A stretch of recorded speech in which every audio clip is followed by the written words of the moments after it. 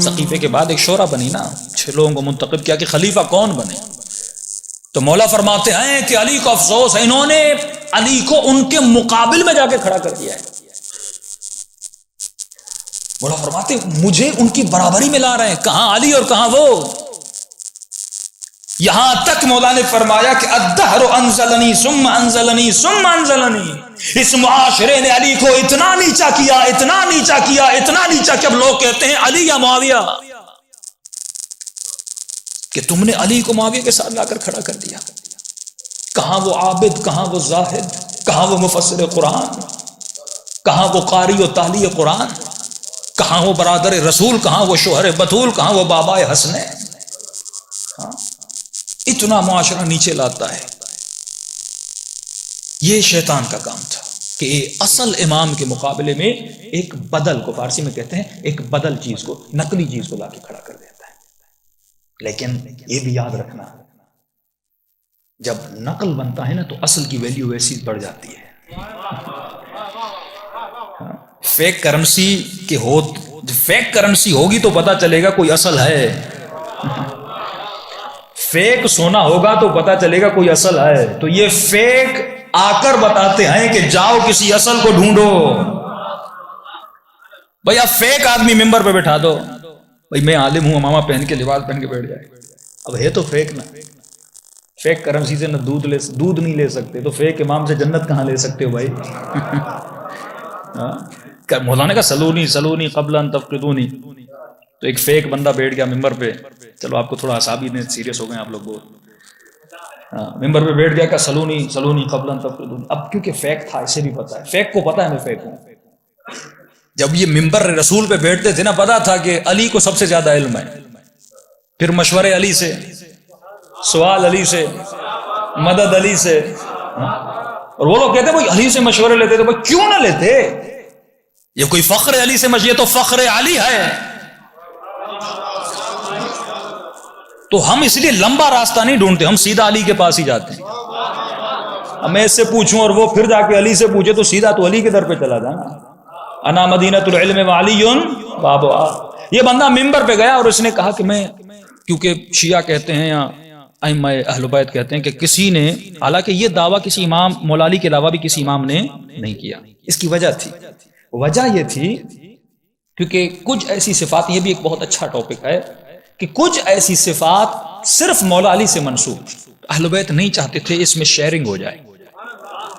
مثال کے طور پہ لقب امیر المؤمنین، یہ لقب مختص تھا مولا علی کے لیے. اور چھٹے امام کو کسی شخص نے کہا سلام علیکہ یا امیر المؤمنین، امام نے کہا آج کے بعد مجھے نہ کہنا مومنوں کا امیر، بس میرا بابا علی ہے.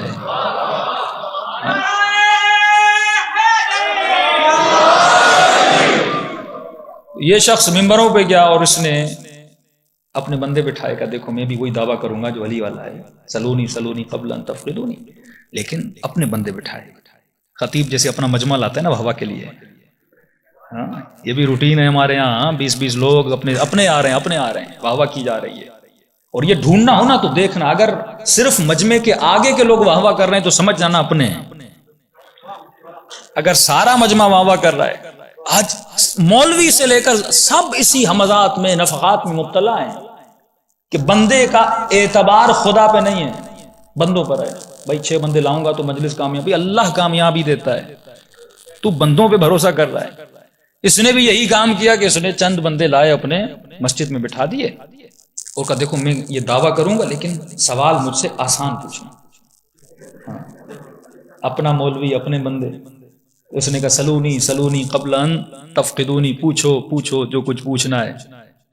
اب تاریخ بھی جب کسی کو ذلیل کرنے پر آئے، اب اس کے چھوٹے چھوٹے شاگرد تھے، جوان تھے، علم تو تھا نہیں کیونکہ ان کے پاس علم تو ہے ہی نہیں. میں وہی کہتا ہوں یہ تفسیر بھی پڑھتے ہیں تو WC کے لطیفے ہوتے ہیں. کوئی ذرہ برابر جاؤ تفسیر میزان پڑھو تو جو پتا چلے کہ تفسیر قرآن ہوتی کیا ہے. آپ علم اہل بیت سے ان کو روشناس کرائیں. ایک عالم خمینی جیسا ان کے پاس نہیں، مطہری جیسا ان کے پاس نہیں، طباطبائی جیسا ان کے پاس نہیں. جب ہمارے اماموں جیسے امام نہیں ہیں تو ہمارے علماء جیسے علماء کہاں ہوں گے؟ نور الہی جن کے وجود میں تجلی کرتا تھا. اس نے کہا سوال مجھ سے آسان کرنا. ایک بندہ اٹھا، قبلہ صاحب میرے کان کتنے؟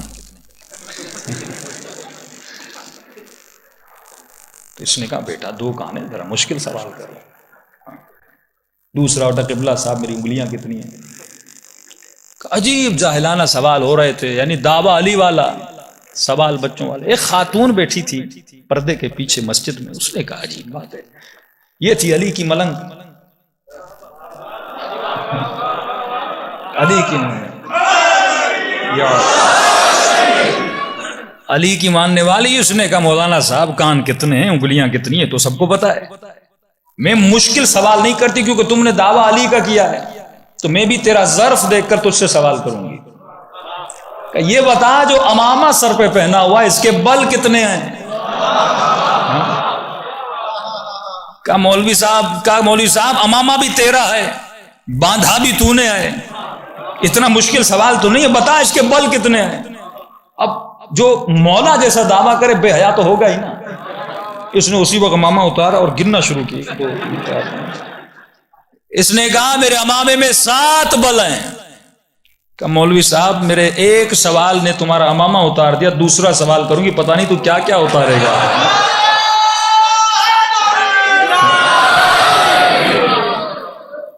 تو یہ دعوے بہت ہوئے۔ اس وقت اس شخص نے کہا تھا کہ بھائی سلونی کے دعوے نے مجھے تو ذلیل ہی کر دیا۔ تو جو بھی علی کے مقابلے میں آیا دنیا بتاتی ہے وہ ذلیل ہو کر ہی دنیا سے گیا ہے۔ صلوات پڑھیں محمد و آل محمد پہ۔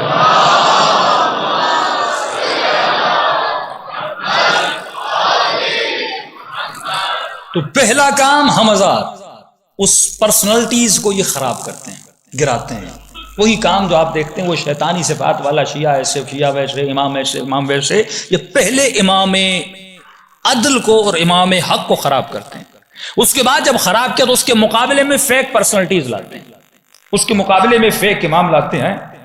اور آج یہ مسلمان سوچے بھائی، صحیح بخاری صحیح مسلم میں حدیث ہے کہ میرے بعد 12 خلیفے ہوں گے، کلہم من قریش، کبھی کہا خلیفہ، کبھی کہا نقیبن، کبھی کہا رجلن، کبھی کہا قیمن، کہ میرے بعد 12 رجل، میرے بعد 12 خلیفے، میرے بعد 12 نقیب، میرے بعد 12 قیم، کلہم من قریش۔